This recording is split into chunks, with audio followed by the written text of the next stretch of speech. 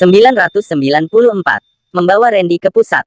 Kata-kata yang diucapkan Randy dari lubuk hatinya telah membuat sorot mata Julius dilapisi aura sedingin es.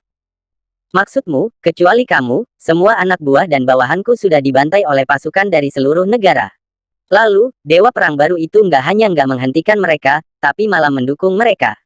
Tanya Julius. Yang bagaimanapun juga tidak akan menyangka akan terjadi hal seperti itu. Dia baru meninggalkan negara Z setahun lebih dan sudah terjadi begitu banyak hal dan situasi menjadi seperti itu. Randy mengangguk dengan sedih dan berkata, iya, setelah aku melarikan diri, pasukan dari berbagai negara sudah menangkap semua orang. Aku rasa mereka semua sudah mati sekarang. Pada saat itu juga, hati Julius terguncang hebat. Sejak dari negara Z hingga ke Divisi 9, Julius benar-benar sudah melihat dengan jelas juga tidak menganggap status dan identitas sebagai sesuatu yang sangat penting lagi. Meskipun kekuatannya yang sekarang bukanlah kekuatan yang tidak terkalahkan di Divisi 9. Namun, bagi tempat seperti negara J dan negara Z, dia sudah menjadi orang kuat yang bisa menghancurkan sebuah negara hanya dengan satu tangan. Lahirnya Dewa Perang yang baru, dia sama sekali tidak merasa kalau statusnya direbut oleh orang lain. Sebaliknya, dia merasa sangat bersyukur ada orang yang bisa menjaga perdamaian suatu negara. Akan tetapi, orang itu tidak boleh, sama sekali tidak boleh memperlakukan orang-orang yang tidak bersalah seperti itu. Bos, apa yang harus aku lakukan sekarang? Aku sudah nggak bisa pulang ke negara Z. Dia pasti nggak akan membiarkan aku hidup. Selain itu, aku rasa kamu sebaiknya juga jangan kembali ke sana. Aku lihat Dewa Perang yang baru itu sangat hebat. Kalau nggak salah, di belakangnya sepertinya ada seorang guru yang sangat mengerikan. Dia sering menyebutkan namanya. Sepertinya, Yang Mulia entah Raja apa Agung apa. Yang Mulia Raja apa? Tanya Julius kebingungan. Nama apa itu? Aku nggak tahu secara spesifik. Aku hanya pernah dengar, kalau gurunya itu sepertinya bukan orang negara Z.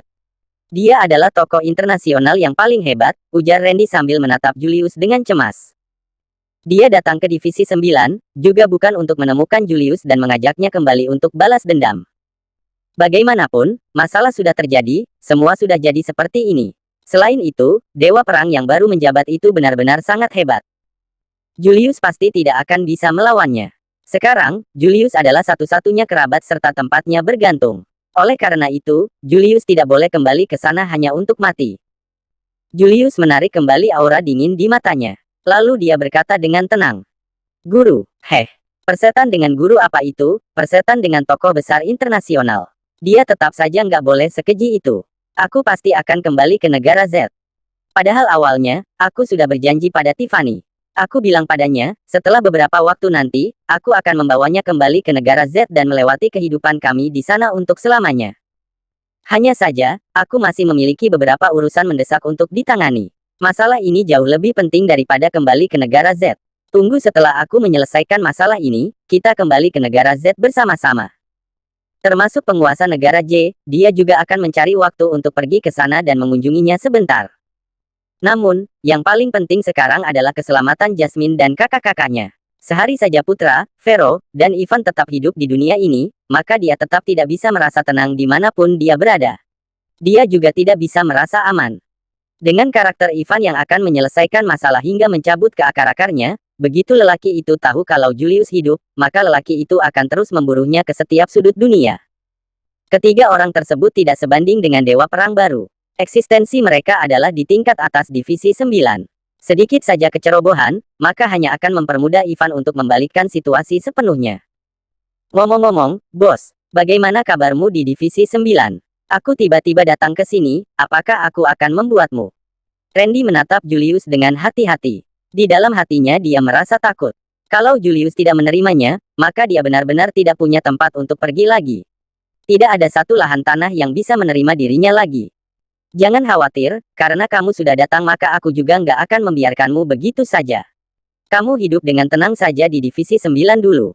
Tunggu semua urusanku sudah selesai, baru kembali ke negara Z, ujar Julius sambil memasukkan liontin giok tersebut ke dalam saku celananya. Dia menepuk bahu Randy untuk menunjukkan pada lelaki itu bahwa dirinya tidak akan meninggalkannya begitu saja. Aku bawa kamu membersihkan diri dulu, setelah itu baru kita kembali ke pusat bersama. Randy nyaris mengeluarkan air matanya ketika mendengar ucapan Julius. Dia mengangguk dengan semangat dan berkata padanya. Terima kasih banyak, bos. Aku hanya bisa mengandalkan kamu saja di dunia ini. Aku takut kamu akan meninggalkan aku begitu saja, bos. Aku dengar katanya Divisi 9 ini merupakan perkumpulan dari orang-orang hebat. Bahkan orang normal biasanya saja bisa dikategorikan sebagai seseorang yang begitu kuat. Orang-orang dari negara di bawah mereka nggak diperbolehkan untuk masuk. Memangnya aku bisa masuk ke sana? Apakah aku akan membuatmu kerepotan nantinya? Setelah melewati kesulitan selama setengah tahun ini, Randy terlihat jauh lebih berhati-hati dan takut. Warga biasa dari negara rendahan seperti dirinya ini bisa berdiri di hadapan Julius dalam keadaan hidup saja sudah bisa dikatakan sebagai sebuah keajaiban. Semua kesulitan yang dia rasakan selama di perjalanan kali ini tidak akan bisa dibayangkan oleh orang biasa lainnya.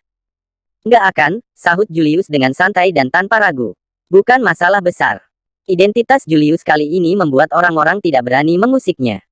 Setelah membawa Randy selesai membersihkan tubuhnya, Julius membawa lelaki itu menuju ke daerah pusat. Sayangnya ketika mereka hendak naik ke helikopter, mereka berpapasan dengan petugas perbatasan yang sedang melakukan pemeriksaan. Randy yang tidak mempunyai kemampuan apapun ditahan oleh mereka. Berhenti, kamu orang dari mana? Kamu bukan penduduk Divisi 9 kan? Kamu dari negara kasta rendah, jadi nggak boleh masuk. Tahan dia dan seret pergi. Ujar dan perintah petugas tersebut.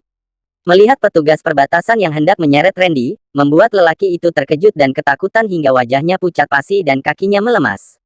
Julius yang berdiri tidak jauh dari sana mendekati mereka dengan masker yang terpasang di wajahnya. Dia anak buahku, mundur. Ujar lelaki itu dengan tenang. Anak buah. Ulang petugas tersebut sambil memandang Julius menilai. Karena kemampuan Julius terlalu kuat, mereka tidak bisa merasakan apapun dari diri lelaki itu sehingga membuat mereka semakin curiga dengan identitas Julius. Kamu siapa? Ada hubungan apa dengan dia? Untuk apa ke Divisi 9? Bos, gumam Randy sambil bersembunyi di balik tubuh Julius. Dengan nada takut dan penuh rasa bersalah, dia berkata, kalau nggak aku nggak merepotkan kamu. Biarkan aku cari tempat lain untuk melanjutkan hidupku. Jangan ribut dengan mereka, karena mereka petugas berwajib. Julius mengangkat tangannya dan menghentikan ucapan lelaki itu. Wajahnya yang terangkat ke atas dengan aura intimidasi yang begitu kuat terpancar dari balik mata Julius yang tengah menatap ke arah para petugas. Dengan nada penuh penekanan dia berkata, kamu mau periksa aku? Iya, orang berkasta rendah nggak boleh masuk ke Divisi 9. Ujar petugas tersebut dengan tergagap takut hingga mundur selangkah. Julius tidak berbasa-basi lagi dan hanya mengeluarkan token otoritas pemberian arsyad pada Tiffany, kemudian menunjukkannya pada mereka. Para petugas tersebut membelalak terkejut ketika melihat token itu. Bersambung.